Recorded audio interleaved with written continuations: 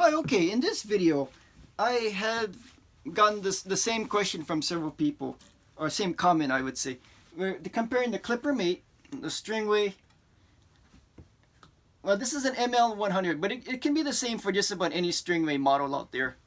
And the Eagnas Challenger, and again, this is the same for pretty much any Eagnas or any other drop weight machine out there with a string gripper similar to this. In that, for instance, if you were to set 50 pounds for each machine, the Klippermate, Stringway, and the Eagnas, and you string the same racket, same string, same everything, same pound, same tension, the Eagnas seems to feel looser in the end. The stiffness of the racket head or the string job is a little bit lower. The tension is a little bit lower. And why is that? And I'm here to address this issue. In my opinion, there's two reasons for that. Number one, and this is the easiest way to clarify or to confirm, is that the problem with Eagnas is that the position of the tension seal on the rod, the sticker. I've sold over 100, 200 machines of this type of drop weight machine, and the seal always seems to be in a different position. As you can see over here, this is a kilogram seal, but there's actually two seals. There's a kilogram and there's a pound seal. And the kilogram sticker, the proper way to put it on is to have it as close to the bottom as possible and to have this open space on the top. Whereas with the pound seal, it's the complete opposite. The pound seal, you must leave a little bit of open space here, and you must make sure that it comes up to the very top. So for instance, the seal, the position is different, and oftentimes at the factory they mix it up or they just put it anywhere along here that they feel they want to. So that's one reason why tension can vary between different Eagnas machines. It can be the exact same model, but just the position of the seal is different. So you have to make sure that the seal is in the right place. So of course, you probably want to use a tension gauge, something like this, to verify if the seal is in the right place. Now, on a side note, from my experience, these tension gauges from Eagnas are not the most accurate because they can vary as much as 5-10 pounds in the actual reading of the tension you're pulling. So it might be a good idea to check it with more than one different gauge. I mean, this is a Stringway gauge. There's other digital gauges out there to use. So I would recommend maybe using several gauges to make sure your gauge is correct, because the gauge can be wrong too. However, if you use the same gauge for all three machines, then it would give you a good reference, so it shouldn't matter that much. So that's the first explanation why the Eagnas can be looser. And the second explanation really goes towards just how these machines are designed, the tension heads are designed. Now, if you look at the Klippermate and the Stringway, they don't have a string gripper that sticks out from where I would say like the axis of the drop weight. You notice with the Stringway and the Klippermate, the string gripper is pretty much right in line with the drop weight or the tension rod. Whereas with the Eagnas one, you notice the weight rotates on this axis. However, you're gripping the string outside of the axis. In other words, this string gripper is added weight. It's added weight to the drop weight. So in order for this to be correct, well, first of all, as we all know, with the Klippermate, it must be horizontal. When you drop it, if it stops at a horizontal position, then you know that the tension is correct. The Stringway is a little bit different. It's a little bit easier to use. You drop it, as long as it stops somewhere, it's correct. It can stop here, it can stop down here. It doesn't have to be horizontal. As long as it stops before hitting the table. If it hits the table, of course, it's not correct. It's the same with any drop weight out there. But when it stops, as long as it stops, the tension is correct. We know that.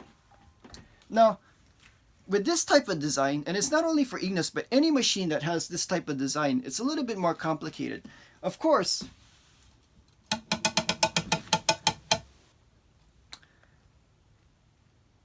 it's very important for the tension rod drop weight to stop at a horizontal position.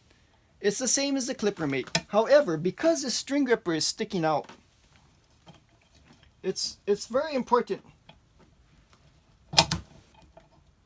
It's very important for the string gripper to finish while it's pointing straight down at a perpendicular angle to the drop weight.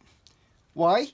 Because for instance, if it stops over here, if it stops here, whether it's horizontal here, this weight actually reduces the weight over here. So it makes the actual pulling tension a little bit lower. How much lower? Well, if this was set at 50 pounds, and this was a 400 gram string gripper, and by the way, there's two different types of string grippers out there. This is the lighter one. It's about 280 grams, but a lot of machines come with a much heavier 400 gram one.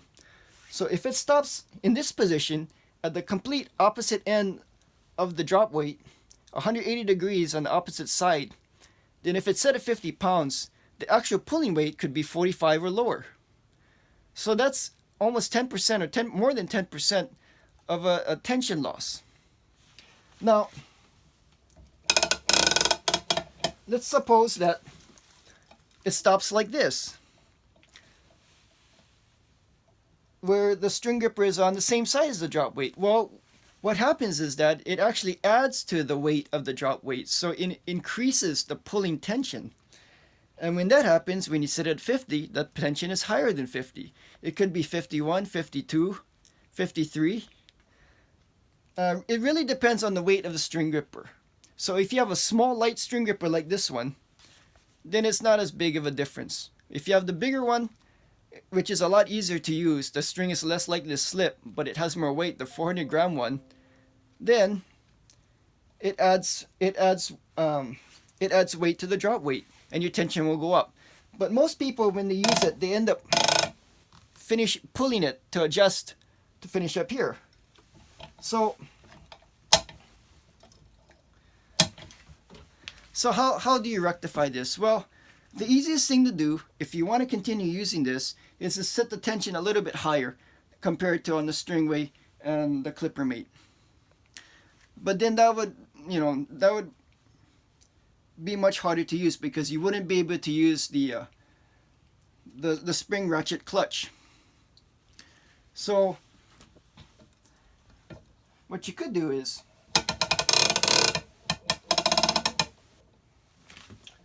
okay, you set it so that the string gripper is pointing straight down when this tension rod is horizontal, and that means that when you string, you're going to have to continue to do it and redo it until it finishes at this position. Which means you cannot you cannot use the spring action clutch.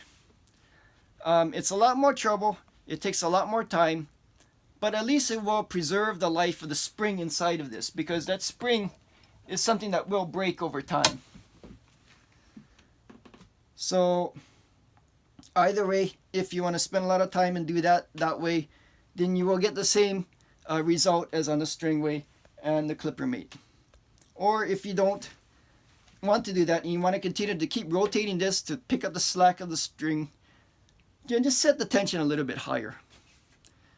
So I hope this helps explain why the tension systems, the outcome of stringing each of these machines can be different.